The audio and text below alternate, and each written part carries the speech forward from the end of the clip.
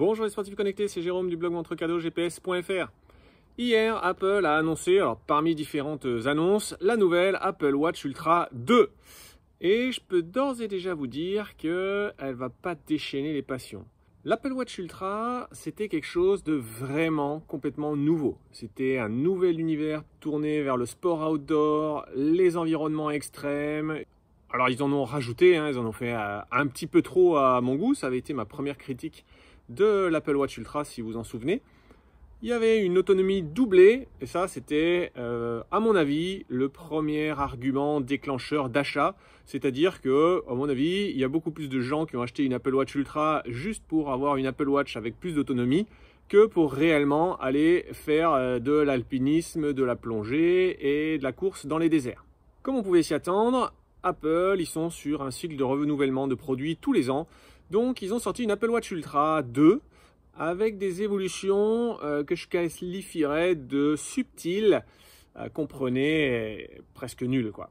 Je vais vous commenter cette infographie. En fait, c'est une espèce de petite carte qui résume avec tous ces petits encarts les nouveautés et les caractéristiques de l'Apple Watch Ultra 2. En gros, c'est vraiment un snapshot hyper simple qui devrait pouvoir déclencher votre action d'achat en vous disant « Waouh, ça c'est une super montre GPS pour ce que je veux faire ». On va commencer par en haut à gauche, la luminosité. Ils annoncent une luminosité de l'écran AMOLED à 3000 nits. Ça, c'est au lieu des 2000 nits pour l'Apple Watch Ultra. Donc, c'est une montée en puissance. L'Apple Watch Ultra 2 passe de 2000 à 3000 et l'Apple Watch Ultra 9 passe de 1000 à 2000. Pour référence, sur les Garmin, on est à 1000 nits de luminosité.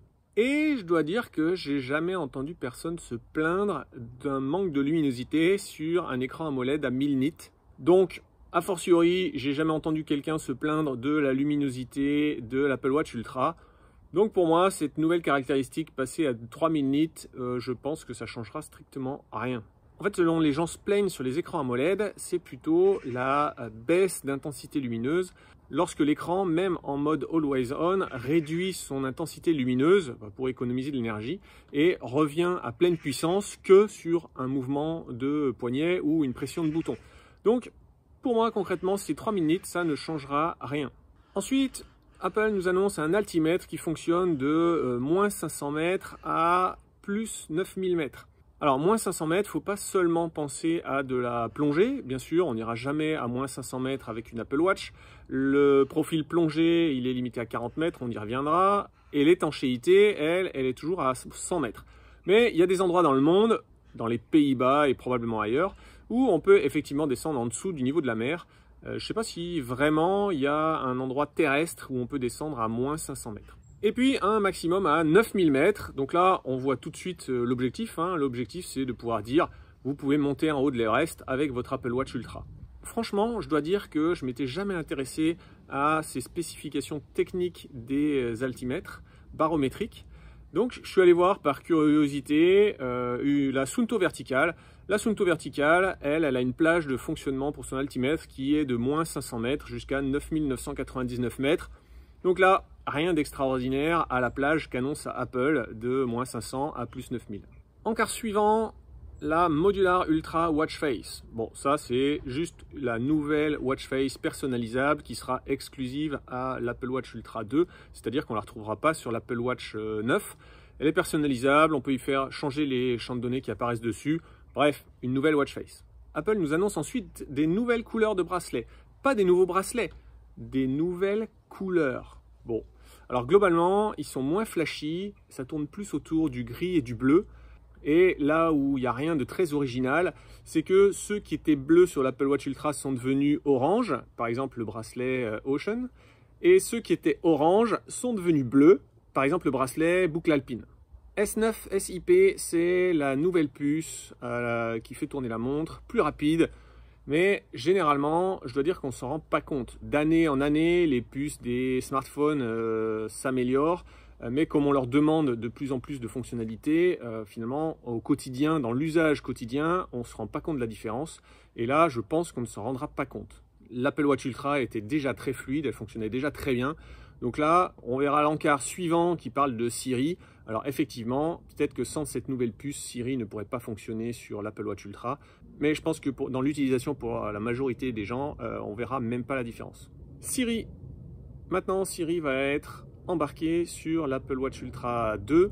Pour ceux qui ont un abonnement donné, eh bien, ça permettra d'utiliser Siri depuis son Apple Watch Ultra 2 sans iPhone.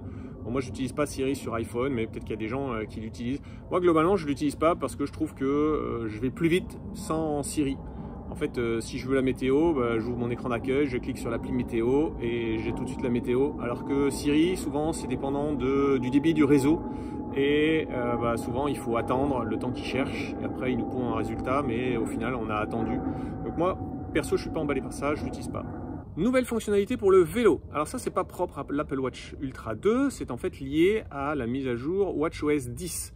On aura maintenant la possibilité de coupler des capteurs de puissance en vélo. Donc ça, c'est effectivement un nouveau boost de fonctionnalité pour le sport. Et c'est en fait le seul de tout ce que nous présente Apple.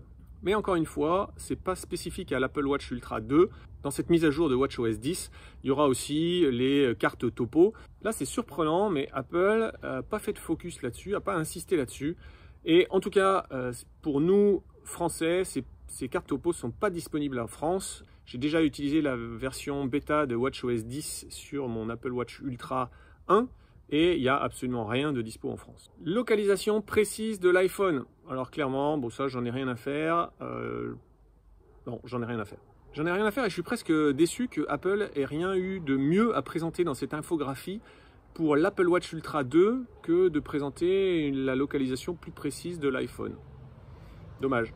Flashlight Boost. Ça, c'est l'éclairage d'appoint qui est fourni par l'écran AMOLED. En gros, si vous avez besoin de chercher des clés au fond d'un sac ou un trou de serrure l'hiver, la nuit, eh bien, ça bascule l'écran tout en blanc. Ça met la luminosité au maximum. Et donc, ce Flashlight Boost, il est juste apporté par le gain de luminosité de l'écran qui est passé de 2000 à 3000 nits. Donc ça apporte un peu plus de luminosité. Mais ça n'a rien à voir avec la solution de Garmin sur les Fenix 7 et les Epix Pro qui, eux, ont réellement embarqué une lampe torche avec des LED qui éclairent autant qu'un smartphone. Là, même avec les 3000 nits, votre Apple Watch Ultra 2, elle ne produira pas la luminosité d'un smartphone et vous ne pourrez pas suivre votre chemin dans la montagne avec simplement l'écran de votre Apple Watch Ultra 2. GPS double fréquence, ça c'est pas nouveau, c'était déjà le cas sur l'Apple Watch Ultra, donc c'est toujours la même puce GPS et c'est pas mentionné sur l'infographie, mais juste pour info, le capteur cardio et ECG, il n'a pas changé non plus. Depth Session Log, alors ça doit être l'enregistrement de séances de plongée ou en apnée. Je vois pas trop à quoi ça fait référence puisque l'Apple Watch Ultra pouvait déjà enregistrer la plongée. Donc là je me dis que c'est peut-être l'enregistrement de séances d'apnée. Neutralité carbone. Alors ça, c'est un argument qui est aussi utilisé par Suunto. Je ne veux pas chercher à faire un debunk pour savoir si c'est vrai, si c'est pas vrai, mais juste quelques petits éléments. Dans les deux cas, il s'agit d'utilisation d'électricité verte. Spécifiquement dans le cas d'Apple, c'est l'utilisation d'électricité verte dans l'usine de fabrication. Donc là, moi déjà tout de suite, je me dis il manque tout un pan qui produit du carbone. C'est l'extraction des matériaux, la logistique pour le transport. En fait, je pense qu'ils affichent neutralité carbone, mais si on devait l'écrire, ce serait en fait neutralité carbone de la production de ces Apple Watch. Bref, ils ont également parlé d'utilisation d'alu recyclé à 95% pour l'Apple Watch Ultra 9. Mais comme l'Apple Watch Ultra 2 a un boîtier en titane, ça ne s'applique pas pour l'Apple Watch Ultra 2. Autonomie, 36 heures, inchangée. Donc c'est toujours plus que l'Apple Watch, mais ça n'a pas changé depuis l'année dernière. Là, je pense que c'est encore une petite déception. À minima, Apple, on attendrait qu'ils améliorent chaque année un petit peu l'autonomie. Ils ont fait un gros bond l'année dernière, mais qui est en fait surtout lié au fait que le boîtier était plus gros, donc ils ont pu mettre une batterie plus grosse. Et cette année, pas d'évolution. Plongée à 40 mètres, de nouveau, inchangé, même chose que l'Apple Watch Ultra. Personnalisation du bouton action. Alors ça, c'était déjà possible, mais pas pour les applications tierces. Maintenant, les applications tierces, elles peuvent profiter de la personnalisation du bouton action. Donc par exemple, Workout Doors a été mis à jour pour pouvoir configurer, personnaliser l'action du bouton action. Contrôle par geste. Alors spécifiquement, il s'agit de ce geste-là. Sur l'Apple Watch Ultra, on pouvait déjà faire différents contrôles par geste, J'avais un petit peu joué avec et franchement, j'avais failli faire une vidéo de démo. Et au final, je m'étais rendu compte que j'y avais pas vu de réelle application dans un cadre sportif. Ok, c'est bien quand vous tenez un gobelet Starbucks à la main de faire ça pour raccrocher ou au contraire pour décrocher un appel téléphonique. Mais sinon, c'était quand même hyper rébarbatif. Alors, c'était impressionnant hein, parce qu'on peut vraiment naviguer dans toute l'interface. C'est pas juste ça, je valide et ça, j'annule. On peut vraiment naviguer, aller choisir l'application qu'on veut lancer. C'était impressionnant. J'avais été impressionné. Mais au final, c'est compliqué, c'est lent.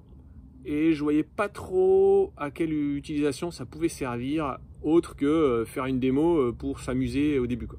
Voilà, on a fait le tour de ce qui est présenté sur la cartographie. Il y a une chose qui me semble importante et même carrément surprenante qui n'apparaît pas sur cette infographie, c'est le prix. En fait, le prix, il n'est pas changé en dollars, mais il change en euros. C'est-à-dire que l'Apple Watch Ultra était vendu 999 € et cet Apple Watch Ultra 2 est vendu 899 €. C'est 100 € de moins que celle de l'année dernière. Je sais pas, j'ai pas d'historique, je sais pas si c'est une première pour Apple, mais c'est quelque chose que j'avais pas du tout imaginé, le fait que Apple fasse baisser le prix de l'Apple Watch Ultra 2. Surprenant. Maintenant que j'ai détaillé tout ça, forcément, Apple prête le flanc à la critique. Et la critique principale contre Apple, c'est pourquoi sortir un nouveau modèle tous les ans. Là, vous l'avez vu, hein, j'ai tout détaillé, tous les principaux arguments de vente de cet Apple Watch Ultra 2. J'en vois aucun qui pourrait me faire remplacer mon Apple Watch Ultra ou me faire passer d'une Garmin à une Apple Watch Ultra. C'est vraiment décevant par rapport à l'année dernière. Et franchement, c'est du factuel. Si on enlève le marketing et qu'on étudie le factuel, cette infographie, elle est quasiment vide. Il y a de la reprise des choses de l'année dernière.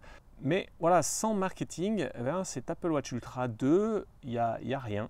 On est encore sur un modèle d'Apple qui attire beaucoup de monde à des grands événements, qui fait du renouvellement tous les ans, mais qui va encore être critiqué.